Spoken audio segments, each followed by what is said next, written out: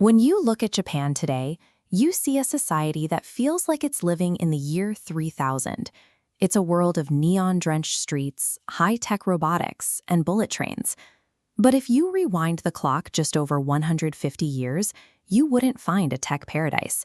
You'd find a deeply traditional feudal society, ruled by sword-wielding samurai, where simply trying to leave the country was punishable by death. To understand how that isolated island chain became a modern powerhouse, we have to look at its history not as a straight line of steady progress. Instead, Japan's story is a series of massive 180-degree overcorrections. Every few centuries, a moment of deep existential panic triggers a radical top-down restructuring of their entire society. This ability to completely reinvent themselves on the fly, what we can call the art of the pivot, is the reason Japan survived long enough to become a global empire. The first major panic sets in during the 6th century. At this point, Japan is a disorganized patchwork of warring local clans. Right across the water sits Tang Dynasty China, a highly centralized, technologically advanced superpower. The Japanese rulers realized that if they remained fractured, they would eventually be conquered. Their solution, spearheaded by Prince Shotoku, was a period of intense, deliberate cultural copy-pasting. Instead of fighting China, Japan dispatched fleets of scholars and monks to study the Tang dynasty and bring its societal software back home. They adopted Chinese characters, kanji, giving Japan its first written laws and tax records. They imported the Confucian model of a centralized government, and when mainland monks brought Buddhism over, the Japanese court didn't erase their native, nature-based Shinto religion.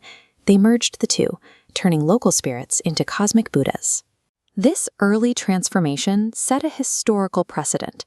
When the Japanese are confronted with a vastly superior external system, they will absorb and adapt it to their own needs, rather than let it destroy them. By the 12th century, the central court in Kyoto had grown dangerously detached from reality. The aristocrats became so obsessed with composing poetry and aesthetics that they lost control of the rural provinces. To protect their land, local warlords hired private warriors, the samurai. The power dynamic quickly shifted, plunging Japan into a century of civil war. During this medieval free-for-all, European colonizers arrived, bringing matchlock muskets and Christianity. A calculating warlord named Tokugawa Ieyasu eventually used these new firearms to crush his rivals and unify the country. But he identified these foreigners and their religion as an existential threat to his new peace. To prevent colonization, the Tokugawa shogunate initiated a radical overcorrection. They issued a series of edicts called sakoku, slamming the doors shut. For the next 250 years, Japan entered an absolute global lockdown. No foreigners could enter, and no Japanese citizen could leave under penalty of death. This isolation produced a strange outcome. Because there were no more wars to fight, the samurai gradually morphed into bureaucrats. The wealthy merchant class sparked a pop culture explosion known as the floating world, producing kabuki theater, sushi, and iconic woodblock prints like Hokusai's Great Wave.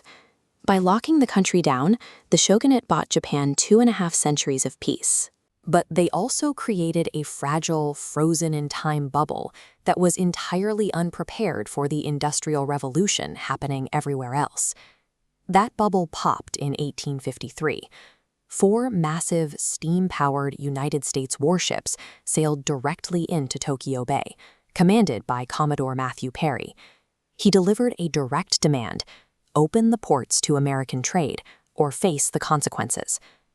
The Tokugawa government was thrown into an absolute panic.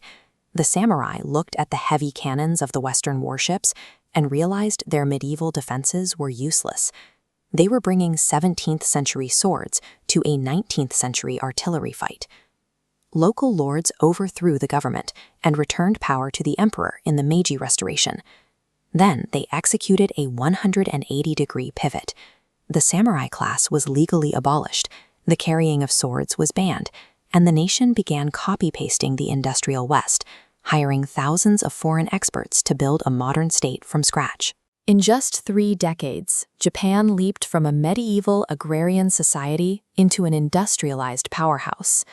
By modernizing at this speed, they avoided the colonization that was currently carving up the rest of Asia. But this rapid modernization had a fatal flaw. Japan is a volcanic island chain with very few natural resources.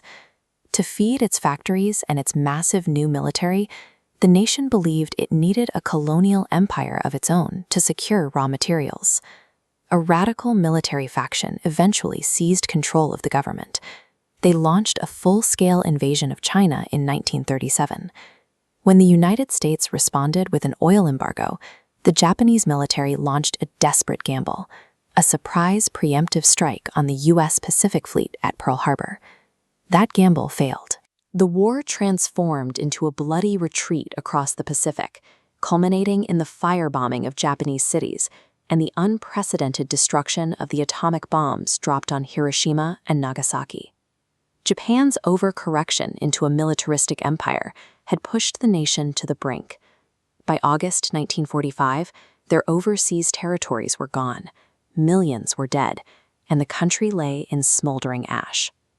During the subsequent U.S. occupation, a new constitution was drafted that stripped the emperor of his divine status and permanently banned Japan from maintaining a military for the purpose of waging war. Japan redirected its organizational focus away from the battlefield and poured it entirely into export-led economic development. The result was the post-war economic miracle. Japanese engineers focused on perfecting consumer goods.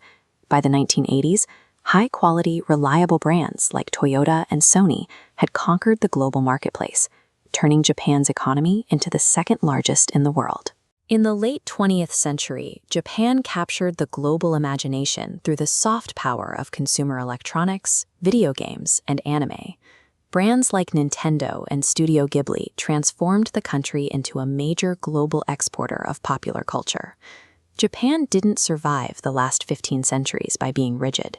From copy-pasting Chinese bureaucracy, to sealing itself off, to embracing Western industry, and finally rebuilding from ruin, it survived by being a shapeshifter.